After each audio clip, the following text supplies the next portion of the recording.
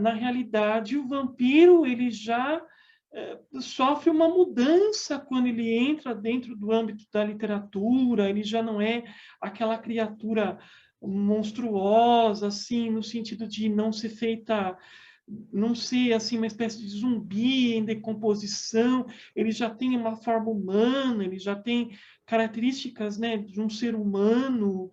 É curiosa essa comparação, né, essa, digamos, essa ligação que o John Polidori faz do vampiro folclórico com o aristocrata. Você acha que tem assim alguma crítica com relação à classe social ali embutida ali no meio, com relação a essa representação do Polidori?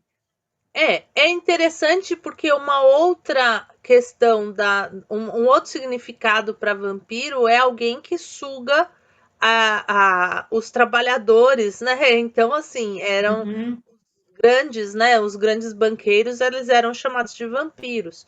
Então, uhum, tem essa representação, né?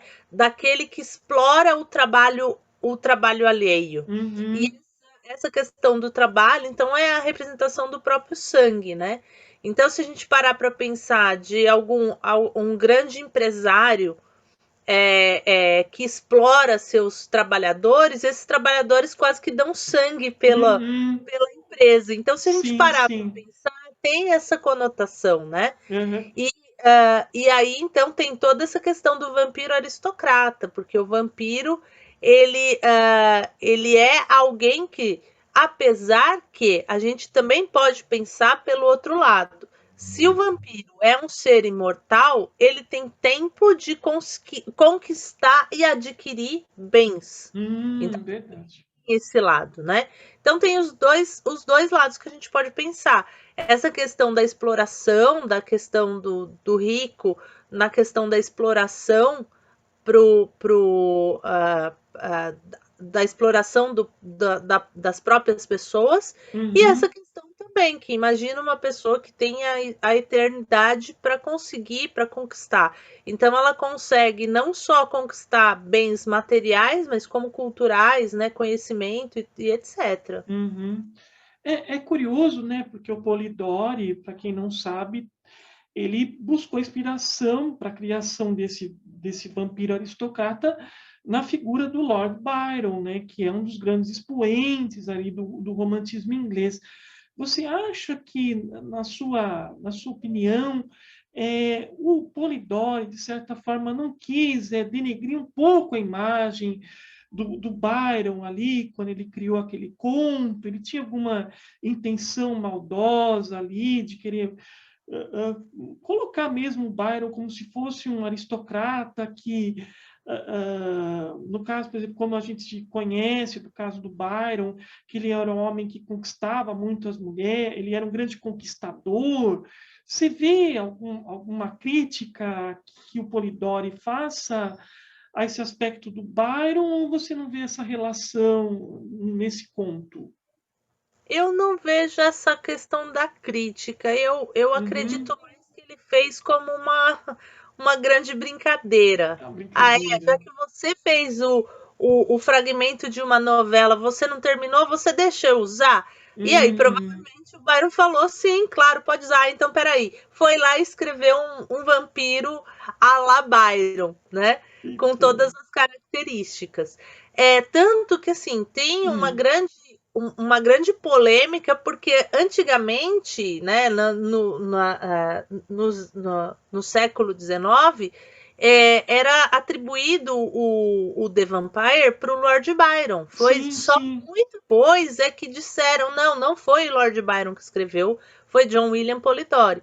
Então eu acho que foi mais no sentido de galhofa, mas isso dessa forma. Eu não acho que foi Aham. uma questão de crítica, mesmo porque se era atribuído ao próprio Byron, né?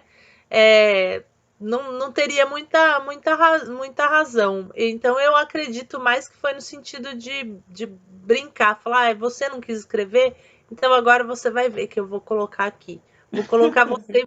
E aí a questão é, imortalizou esse, Sim, esse sem dúvida, né? Sem dúvida, é muito legal mesmo essa representação do vampiro. Ô, Patrícia, além disso, também o conto depois foi adaptado para o teatro, também fez muito sucesso. Tem uma versão do Charles Nodier também, desse mesmo conto. Quer dizer, criou-se uma sensação aí em torno desse vampiro conquistador, tal. Mas, assim, na literatura, principalmente no século XIX, que outras representações você acha, assim, como pesquisadora, que são interessantes e que você gostaria de comentar, assim, que são marcantes aí na literatura? Eu gosto muito do Varney, Varney e o Uhum, Vampiro, que tem até uhum, a nova, o Sebo Clepsidra lançou, Varney e o uhum, Vampiro, esse é o primeiro volume, né? Que eram então os Penny Dreadfuls, que eram vendidos em fascículos. E é muito interessante porque tem toda a representação desse vampiro. É um vampiro aristocrata, mas ao mesmo tempo é um vampiro angustiado. uhum, A gente pode pensar até que é a inspiração, talvez, né? Sendo bem pretensiosa, a inspiração talvez do Louis, da Anne Rice, porque é ah, um é? vampiro que ele se questiona, né? Hum, Um vampiro que, embora até a 10º capítulo, mais ou menos, ele não tem essa representação, mas ele, com o passar do tempo, ele vai se questionando ele vai questionando essa imortalidade. E, hum, e é interessante. Outro ponto interessante também do Varney é que ele usa a luz da lua para se hum, regenerar.